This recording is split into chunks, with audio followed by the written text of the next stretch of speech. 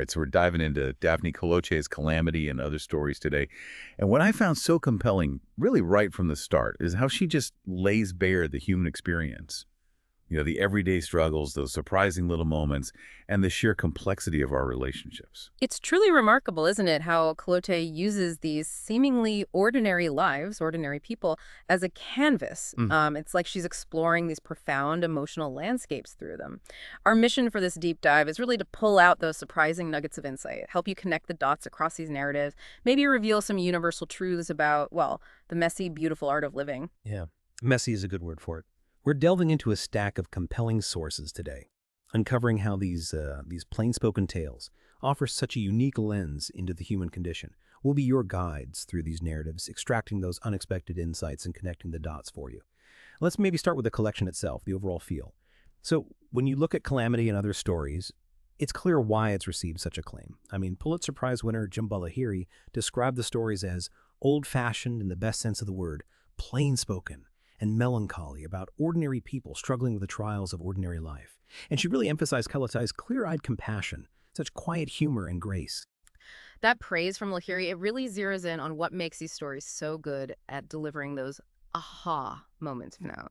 This collection offers an incredibly intimate glimpse, doesn't it, into the absurdities and the delights of an ordinary life, showing us these universal human experiences playing out in everyday moments.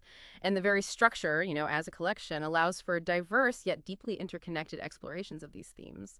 It's also worth noting many of these stories first appeared in really respected literary journals like the Missouri Review or AG&I, which, speaks volumes about their literary quality. So if we pull back, what does this tell us? It means we're engaging with narratives that resonate because they feel incredibly real, they feel lived in, showing us how people navigate the unexpected twists and turns of their existence.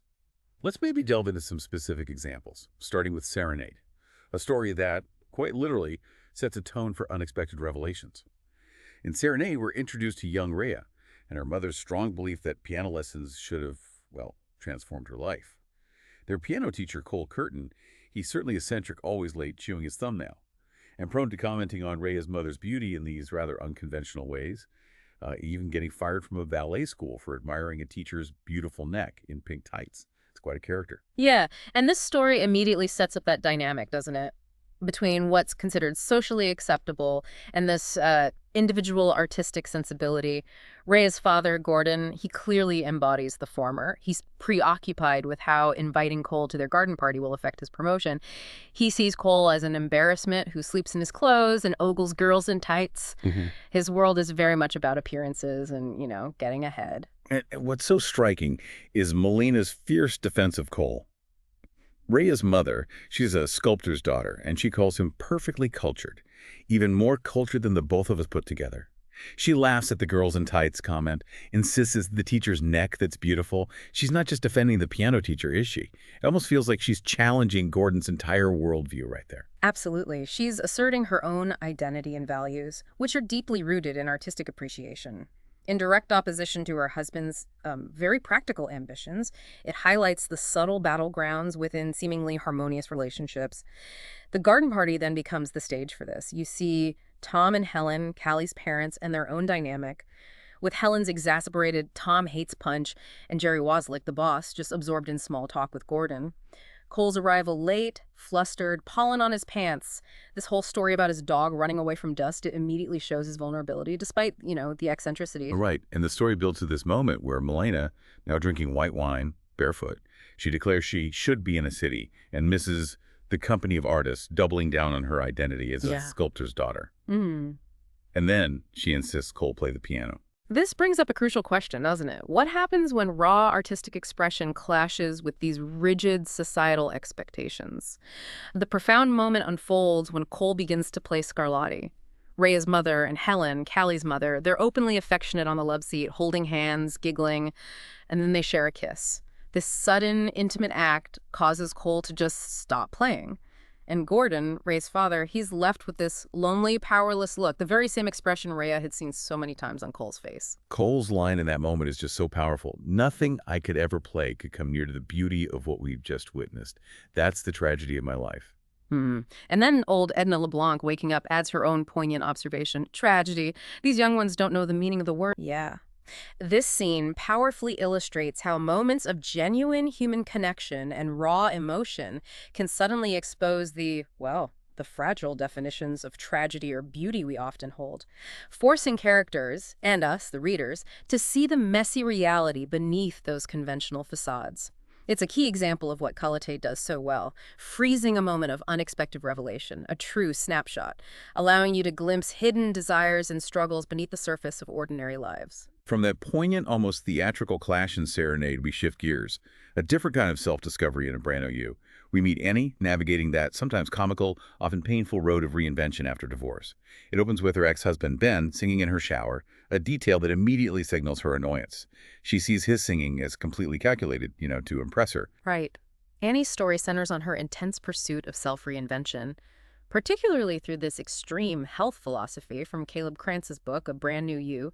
She's meticulously following rules, not carrying anything, protecting her spine, drinking only filtered water, walking everywhere, even arriving late and bookless to grad school because of it. It reveals this profound irony, doesn't it, in seeking a brand new you. Often, true liberation comes not from rigid adherence to new rules, but from accepting, even quietly embracing, our own lapses and the messy, authentic self that emerges. Exactly. And what makes this so relatable is those inevitable lapses. Despite her strict routine, she ends up having 3 margaritas with Ben, takes the subway home, completely breaking Krantz's rules. After having sex with her ex-husband of 15 years, she reflects, mistakes were things you made over and over again. You had to forgive yourself. No one could play by all the rules, and he certainly never had. It's a wonderful moment of self-compassion, isn't it? It is. And it also offers a striking contrast between external appearance and deeper internal change. Ben compliments her looks. Annie, Jesus, you look amazing. But the narrator keenly observes Ben's own aging new wrinkles, sagging skin revealing a new depth in his eyes, fear and loss. He no longer commands attention like he used to. Then there's this compelling poetry duel they get into. Ben recalls seeing Annie at 80, white hair and the Poconos, an image he believed. Annie counters by quoting Sir Thomas Wyatt's, "They flee from me that sometime did me seek," to subtly highlight Ben's fading vanity. And Ben's response is just as telling, isn't it? He fires back with Theodora Wethke's, "I knew a woman lovely in her bones," a line he'd actually used to seduce her on their first date. Wow. It powerfully demonstrates the lingering threads of their shared past and the complex, often artistic ways people communicate in moments of profound vulnerability. The story really comes to a head with Annie's decision to keep her encounter with Ben in secret from Eileen, her best friend. She frames it as a way to build some strength of character. And then her final decision to have sex with Ben again, telling herself, memorize this, taking a photograph with her eyes. It's a remarkable shift, isn't it? From striving for an idealized new self, she chooses to embrace the messy, unpredictable reality of her present life. Okay, now, let's pivot to the delicate and often confusing time of adolescence in all life's grandeur. Narrated by a 13-year-old boy. The story opens against the backdrop of his parents' recent divorce and his father's new relationship with Shirley, a relationship that actually began 2 years prior with clandestine hotel room rendezvous. Yeah, this story masterfully captures the world through that young, self-conscious lens. Our narrator is acutely aware of puberty, his changing voice, new leg hair, boisterous erections, leading him to wear jeans even in summer. This makes his meeting with Valerie, an 11-year-old girl offering worms for a canoe ride, initially unwelcome. She just doesn't fit his adolescent romantic fantasies of big-breasted girls licking from each other's cones. Their summer unfolds with fishing, playing cards on the old dock, visiting the dilapidated Ascot Theater, where this grim man and his Doberman oversee a win-$1,000 contest. Valerie's playful pranks, like checking the business cards in the fishbowl, creating these fantastical theories about the prize. They stand in stark contrast to the boy's burgeoning internal anxieties. And a crucial theme emerging here is the heavy burden of hidden secrets and, well, incomplete understanding. The boy spies on the Arnaud's live bait family, particularly the pregnant older sister, which triggers this profound revulsion towards sex after he accidentally overhears his father with Shirley. This is further amplified by distorted memories of sex ed film strips. It makes you wonder, doesn't it? How profoundly do our early experiences and incomplete information shape our understanding of complex adult realities? But the real revelation, the deeper dives into calamity within the story, arrives when the bakery owner, Mrs. Bloor, tells Shirley, who then relays it to the narrator, that Valerie's brother drowned the previous summer with 2 Arnaud boys in a freak accident. This casts Valerie's seemingly carefree, useful behavior in an entirely new, poignant light. Yeah, it fundamentally shifts the narrator's perception of Valerie. From the scrawny nuisance to a figure of profound sorrow, he feels a strange resentment for her misfortune, but constantly replays the accident in his mind. This is then followed by his and Valerie's prank call to Alita Hayes, pretending she won the $1,000. His subsequent guilt and avoidance of Valerie vividly illustrate his struggle with the weight of consequence and deceit. It's heavy for a kid. And this personal turmoil in the narrator's life is further compounded by his home situation. His mother's recovery through medication leads to this tight, frightening smile and ferocious glee, eventually culminating in her checking into a retreat. The narrator then moves in with his father and Shirley, adding another layer of upheaval. The story culminates in the father's apology to the narrator. You don't know what it feels like. You don't know the guilt. And the narrator's profound response, I know. That simple phrase carries the immense weight of his summer experiences, acknowledging a shared, albeit unarticulated, understanding of adult burdens, particularly the guilt from the Alita Hayes prank and the unspoken truth of Valerie's grief. It's a powerful moment of silent communion. From the innocent yet complicated world of summer, let's jump into the social pressures of high school and prom season. The setup is classic. Madame Lipsky, the French teacher, issues a bold directive. Prom is 1.5 months from today, and I want you boys to ensure that every girl in this room has a date. It's your duty. Entendu. This story really unpacks the nuances of duty, desire, and those often unspoken rules of social engagement. Madame Lipsky, she's a character who embodies humanity more than academic rigor, right? She influences her students not through strict rules, but through a system rewarding kindness and participation. Her insistence on prom dates becomes this profound test of her students' character, pushing them beyond their comfort zones. We focus on Mac, the protagonist, and his best friend Jeff. Jeff, ever the responsible one, immediately asks Leslie Murphy, a smart but not pretty girl, easily checking off the duty box. Mac, on the other hand, procrastinates. He intends to ask Tilda, his crush, but he's subtly turned off by her obvious affection for him. There's an image that haunts Mac. Tilda's rayon skirt piled up above her knees, onto her thighs, a detail that perhaps speaks to his own conflicted feelings. And then we meet Carmine Bocchino, a short and scrawny boy with a speech impediment. Spurred by Madame Lipsky's mandate, he bravely asks the best girls in the school. Natalie Lopez, Trini Prince, Molly Lang, Geraldine Crowley, even the pregnant Belle Gardner, only to be politely but firmly rejected. As the story notes, his predicament began to seem, even to them, slightly tragic, highlighting the quiet dignity in his persistence. But then the narrative takes a surprising turn. Mac finally gets around to asking Tilda, only to be met with, I already have a date, and when he asks who, she reveals it's Carmine Bocchino. Tilda confronts Mac directly, her face red with frustration. He at least asked. He at least had the nerve. He didn't wait a whole month because he was too lazy to get off his ass and do something that takes guts. Ouch. Yeah, ouch indeed. This prompts a fascinating question. What happens when our inaction forces others into uncomfortable positions? Tilda powerfully accuses Mac of having her do your dirty work for you, making her hurt somebody in the most ignoble way. This highlights the heavy burden of unacknowledged responsibility and the painful consequences of passivity, forcing Mac to confront his own shortcomings, really. The story moves towards prom night, where Carmine is indeed stood up, and Madame Lipsky, embodying her personal mission to set all things right in the world, orchestrates a new date for him, pretty as a size freshman sister. The story concludes with Mac's profound reflection. He had always expected things to work out because his whole life, it seemed, women had come to his rescue. Quote, Madame Lipsky, by contrast, has actively set all things right in the world, a quality Mac longed palpably to be able to do. This speaks to that universal struggle of agency versus passivity, and the painful realization that sometimes, to truly move forward, you have to take charge and maybe suffer through some hard truths. Let's journey now into the mundane and the deeply personal with Sunshine Cleaners, set in Brookline, Massachusetts. Our central character is Sergei, a laundry worker, slight crook in his back, baggy pants. He's surrounded by broken machines, the constant presence of Lita, his boss, who smokes and rarely looks up from her sewing machine. This story keenly observes the invisible labor and quiet struggles of immigrant life, alongside the subtle, often miscommunicated interactions that shape our days. Sergei feels deeply isolated, longing for American friends outside his small circle of Russian acquaintances like Yelena and her Americanized younger sister Sonia. He suspects people view him as slightly ill a Chernobyl victim, perhaps, a really poignant detail about perceived otherness. We're introduced to the tall girl, a customer who frequently challenges Sergei, especially when machines malfunction, yelling, "You disgust me."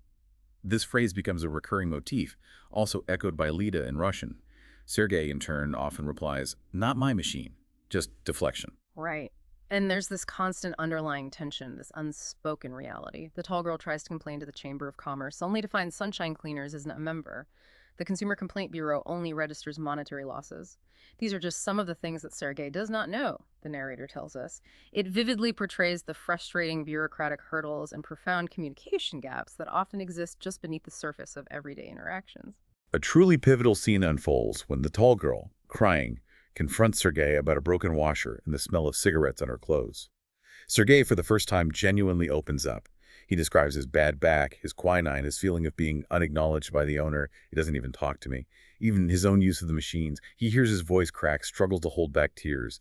Lida adds her own anecdote in Russian, contributing to this waves of raw emotion. This brings up a compelling question. How do shared vulnerabilities create unexpected connections? In this moment of quiet pathos, the tall girl is also sobbing, creating this brief, raw space of shared despair. It's almost tragically comical, isn't it? Both of them, completely overwhelmed, just sharing this incredibly pathetic despair. It makes you realize how vulnerability can sometimes forge the most unexpected connections. Sergei also takes to buying a Mega Millions lottery ticket, dreaming of tangible comforts, a Honda motorcycle, a trip to California, not just abstract wealth. And then, a crucial detail is revealed. Sergei finds a scrap of paper dropped by the tall girl, on which is written a crossed-out line, "I lie in this cold abyss." He looks up the word abyss in his dictionary, hinting at a shared, profound sadness that transcends their daily frustrations. The story culminates in Sergei's painful realization that the tall girl despises me. Overwhelmed, he feels compelled to apologize, not for his own behavior, but for whatever has made her so sullen. He even decides he'll tell her he donated the money from the broken change machine to the hazardous waste board, anything to prove he's not so disgusting. But then the tall girl, seeing him, says, "You hit the jackpot there, didn't you?" And with a surprised smile, Sergei repeats, "Hit the jackpot, something good, for once in my life." The tall girl replies, "Or maybe twice in a life. I'd like to think it's at least twice." And such a powerful moment of mutual, if fleeting, understanding, acknowledging a shared spark of hope amidst their shared human experiences. From the hum and whir of the laundry, we move into the quiet, reflective space of the man from Alston Electric. Here, we meet Rhea again, post-breakup with Gregory, struggling with her dissertation in a drafty living room. Her initial feeling? Relief. When Lonnie, the repairman from Alston Electric, admits, "Can't do it, wire's dead." For Rhea, this admission of failure is a welcome change from constant societal pressure to fix everything. Yeah, this story explores the subtle emotional dynamics that emerge in unexpected encounters. Lonnie is depicted as almost handsome, with features that must have once seemed to hold much promise, but which he had somehow never grown into.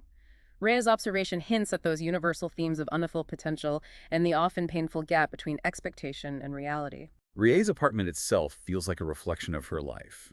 A pre-war building, chosen for affordability after Gregory left, with appliances keeling over in melodramatic ways like an exploding oven that scorched her zucchini bread.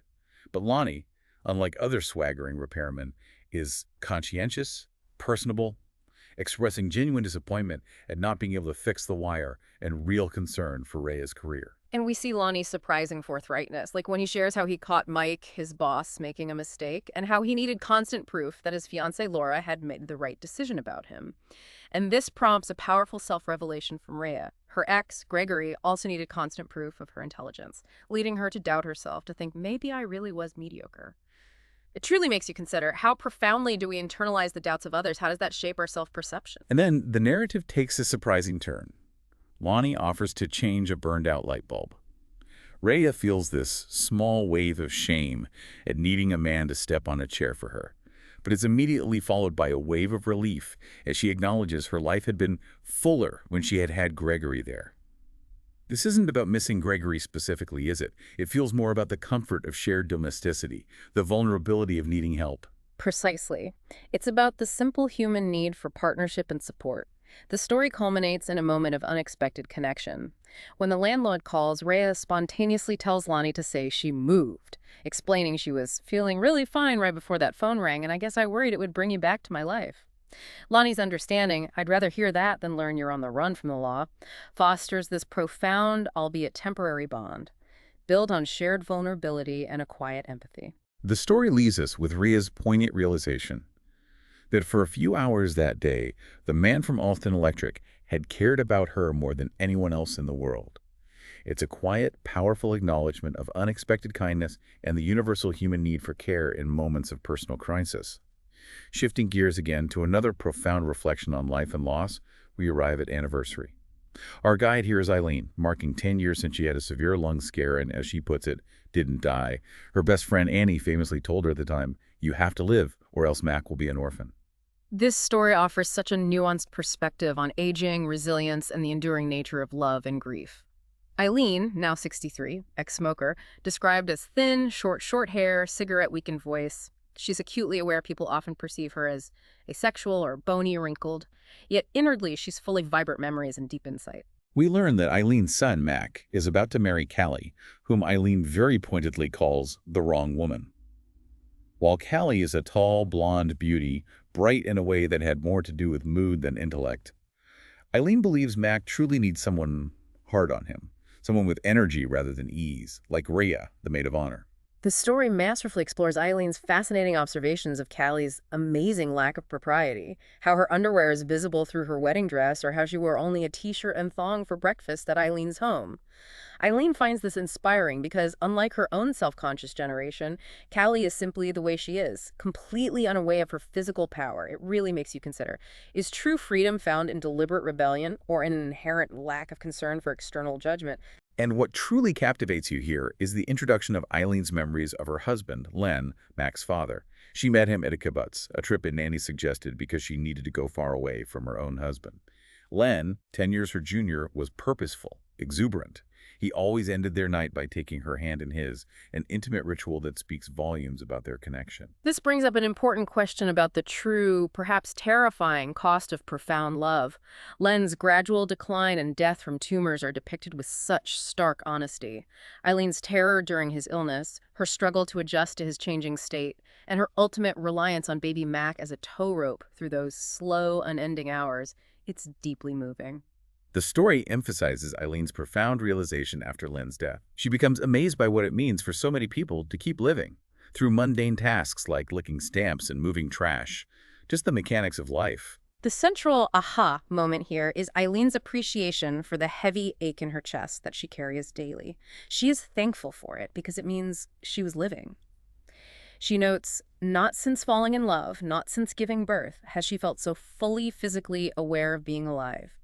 This elevates her continued existence beyond mere survival to a state of profound engagement with life, embracing even its sorrows as proof of living. The story subtly concludes with Eileen finally wearing the bicycle helmet Mac gave her years ago, a quiet nod to her past vanity and eventual acceptance of self-preservation. Her dreams of Len, though still producing a hollow stab, are now much duller and briefer than it was decades ago, showing the slow, inevitable progression of grief. Okay, our journey continues with snapshots. A story narrated by Jeff, who has moved to Oregon with his girlfriend, Jean. Right away, we get Jean's perpetual dissatisfaction. She hates the breezy to mild Oregon weather, preferring wild summer storms, finds her house, owned by Eli, ugly. This story masterfully uses the physical environment to reflect the characters' inner lives. Eli, their landlord, fancies himself a handyman, but has constructed the house poorly. 2 steep stairs, odd-shaped kitchen, locks that turned backward. Jeff discovers this from a manual The Weekend Carpenter Builds His Own Home. This domestic disarray directly mirrors the instability of Jeff and Jean's relationship and Jean's own artistic struggles. We see Jean's artistic journey. A former young star in New York, she now feels her work is no good in Oregon. Blames the weather, the sloping floor for her inability to create. Her current project, Happy Family, is the one thing she genuinely seems to care about. The story introduces Stefan, their mysterious downstairs neighbor, whom Jean quickly suspects. She notes, large, muscular men occasionally came by to drive Stefan places. Jeff later discovers Stefan is a bounty hunter, not a U.S. citizen, expired visa, often hiding from immigration officials. This detail adds a layer of unpredictable external chaos to the internal and domestic disarray, intensifying the sense of instability. And this is where the deeper meaning truly emerges, a pivotal, almost surreal moment. Stefan asks Jeff if he can borrow your wife, referring to a knife. Jean's wavering prudence in handing over the knife, as if she might betray herself, is chilling. hints at her own hidden destructive impulses. It's such an unsettling detail. It absolutely is. The theme of deception runs deep throughout. Jeff himself flirts with a blonde woman at a bar, deliberately wanting Jean to see. Jean's confident, unfazed reaction. Jean just raised her eyebrows, her eyelids slid down a bit. That same skeptical look is a powerful display of her own control and insight. Even if that insight is unsettling, it leaves you wondering who's truly in control there. The deception continues with a truly shocking moment. Jean calls a Christian radio talk show, pretends to be happily married to her landlord, Eli, a Paul Bunyan-type carpenter who grows the trees. She advises the listener that communication is everything. You have no idea what kind of things your wife might be keeping from you. Jeff is stunned by her capacity for such a blatant deception. This begs a fascinating question. What lies do we tell, not just to others, but to ourselves, and why? The story culminates in a powerful act of destruction. Jean finds Eli's old wedding photo in a tunnel she carved in their closet, revealing Eli was previously married, divorced, wife took the kids. Jean's wrists are indented from Stefan showing her his handcuffs. She confesses she was spying on him because she thought he was a threat. Overwhelmed, Jean slashes her painting, Happy Family, repeatedly declaring, "What an ugly picture. I can't stand how ugly it is." Jeff understands the feeling, equating it to knocking a pile of building blocks to the ground. Cathartic destruction. Jean's final words before moving out, "This house is bad luck," reveal a shared desire to blame ourselves on something else for their inner pain and meanness. It's a striking portrayal of how people externalize their internal conflicts rather than face them head-on. Our next deep dive takes us to Florence, Italy, in Difficult Thoughts. The narrator, Rhea, again, likely the same character from Serenade, she's there on a meager grant, translating 15th century nuns' writings, trying to recover from an unexpected trauma. She appears sickly, a fact commented on by the Italian brothers she meets, Marcello and Massi. This story explores themes of grief, perception, and the profoundly elusive nature of truth. Rhea is drawn to Massi, finding him attractive because of the idea of him having strained his mind over difficult thoughts. This reflects her own intellectual pursuit and a longing for depth, contrasting with Marcello's softer, less contemplative demeanor. Rhea's isolation and increasing illness lead her to visit the brothers in La Spezia. She observes Massi's rich man's hand, uncalloused, contrasting with her own hands, marked by paper cuts from research and blisters from the strap of my travel bag. A subtle detail highlighting her struggle, her effort, her very real physical engagement with her life. And this is where the narrative truly shifts. The story introduces a ghostly element. Rhea sees a silver-haired woman in a silk dressing gown, whom she assumes is the brother's mother. Feels insulted she hasn't been introduced. However, she later learns from Massi's girlfriend, Vittoria, that the mother actually died 2 years ago, having never recovered after their father left her for a girlfriend in Martinique. Vittoria offers a cynical perspective, saying the mother let herself be ignored and didn't know how to handle her husband. This brings up a fascinating point. What do we choose to believe? What uncomfortable truths do we actively avoid? Marcello later admits that the woman Rhea saw is their dead mother, and a friend advised them to ignore her because only if people notice them do they stay. He claims he sees her less now that he ignores her. Massi, confronted later, simply states, "People believe what they want to believe," leaving Rhea, the scholar who values concrete knowledge, to grapple with the unexplained. The story then reveals Rhea's internal conflict. She, a scholar, believes what was studied could be learned, yet this mystery completely resists intellectual understanding. Now, a professor herself, she looks at her students, likens them to budding Vittorias, and wonders what they'd think if she told them she still, 2 years later, sees the silver-haired woman on campus. This powerfully symbolizes the persistent, inexplicable aspects of life that defy rational explanation, even for the most intellectual among us. The story ends with Rhea leaving, still longing for a deeper connection with Massi, who reveals he'll be stationed in La Spezia. He tries to kiss her, but she pulls away, revealing, "I've seen your mother." The ephemeral nature of existence and communication is underscored by Massi's cigarette smoke, writing a flimsy, short-lived message in the air as Rhea departs. A final, lingering uncertainty. Let's move to rehearsal dinner, taking place just before Mac and Callie's wedding, which we'll get to next. This deep dive is narrated by Jeff again, arriving hungover, jobless after corporate downsizing, still reeling from a recent breakup. He's struggling with guilt, a profound fear of hurting women, feeling that to feel that strongly about anyone ever again seemed impossible. This story, like many others in the collection, explores various coping mechanisms and differing philosophies of relationships. Jeff's ride to the wedding is with Pierre-Luc and Caroline, a couple embodying an almost Zen-like acceptance of chaos. Pierre-Luc espouses the belief that every man needs a special woman in his life for quality of life, because they smell good and are kind and can do all sorts of things we can't. This is humorously contrasted with his admission that Caroline has 3 times tried to kill me, not maliciously, just in a passionate rage. Wow. The car ride itself becomes a pretty effective metaphor for Jeff's internal state, doesn't it? Their rental car's windows refuse to open. Voice commands lead to the car complaining, "A door is ajar, replace oil filter, refill window washer fluid, check oil, refill yourself." Okay. Meanwhile, Jeff, desperate for a soda and a burger, feels on the verge of fainting from hunger and nausea. It's almost a physical manifestation of his emotional turmoil. What's truly fascinating here is how Pierre-Luc and Caroline react to the car's temperamental behavior. They don't yell or panic, they just accept the turmoil with this almost unflustered calm. Jeff observes this with a mix of awe and a desperate longing for that same composure. It really makes you think.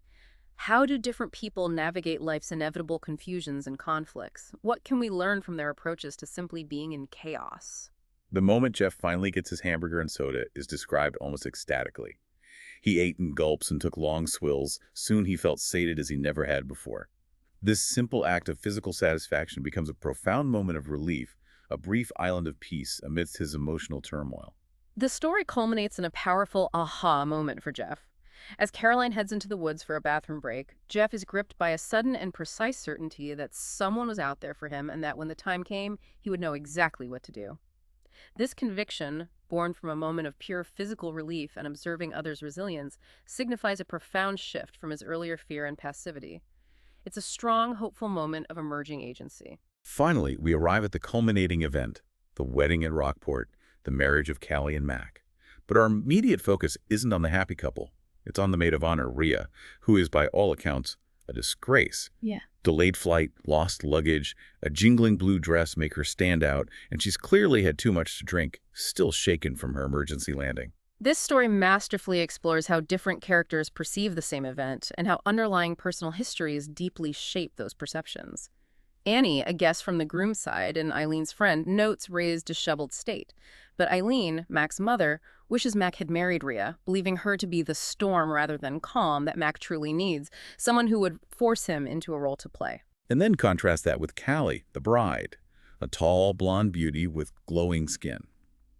Eileen observes Callie's amazing lack of propriety, seeing her underwear through her dress, recalling Callie walking around in Mac's t-shirt and a thong.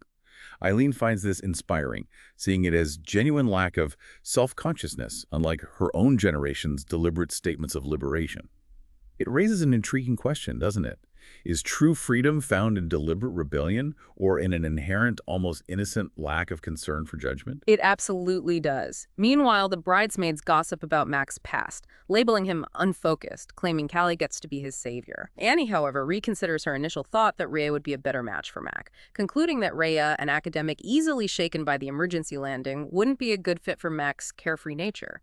Everyone has their own lens on the ideal partner. And what truly captivates you in this wedding scene is the best man, Jeff, our narrator from rehearsal dinner. He becomes completely smitten with a light-eyed woman in her 40s, a distant relative of the bride. Eileen, having been loved by a younger man herself, Len, is the only one who truly notices and understands this unorthodox delight, noting there was no good reason such a thing shouldn't happen. It's such a beautiful, quiet observation of open-mindedness to love. The story also powerfully revisits the maid of honor's trauma, Rhea. She drunkenly reveals to shocked guests that the plane's technical problem was repaired to the best of our knowledge, and the repairman was carrying duct tape. Yikes. This underscores the lingering, raw effects of the calamity she experienced and her disarmingly honest vulnerability in public. The evening culminates in the toasts. The best man delivers loving jabs at Mac, kisses the groom, and then the maid of honor, surprisingly, takes the microphone. In a commanding, if wobbly way, she delivers a short, profound, yet vague speech. People, which everyone perceives as satisfyingly profound even if they don't fully understand it. It's a moment of unexpected wisdom emerging from disarray, a true testament to the chaos and beauty of human connection. The best man then sweeps her away, and the sound of her dress's bells waning through the tent marks her departure from the spotlight. This moment and the entire wedding encapsulates the unexpected and often messy intersections of lives, where individuals grapple with personal histories, social expectations, and the persistent desire for connection and understanding. And there you have it, our deep dive into Daphne Kalotay's Calamity and Other Stories. We've journeyed through complex family dynamics, the poignant struggles of self-discovery, the bittersweet nature of human connection, and the surprising ways people find meaning amidst the everyday and the extraordinary. Ultimately, Kalotay's collection reminds us that the true grandeur of life often emerges not from perfection, but from our capacity to embrace its absurdities and our own human lapses. It's a testament to resilience, really, showing that even amidst calamity, you find moments of profound beauty and understanding simply by choosing to live and responding authentically to life's unpredictable turns. So what does this all mean for you listening? Consider this provocative thought. If, as these stories suggest, our lives are a series of lapses, and our true selves are revealed in how we choose to keep living amidst our own personal shipwrecks, what snapshot or difficult thought from your own life might hold a hidden jackpot of understanding? And how might embracing that unflustered acceptance of life's unpredictable moments, as some of these characters manage to do, how might that transform your own pursuit of a brand new you? We encourage you to reflect on these layers of human experience and see how they resonate with your own journey.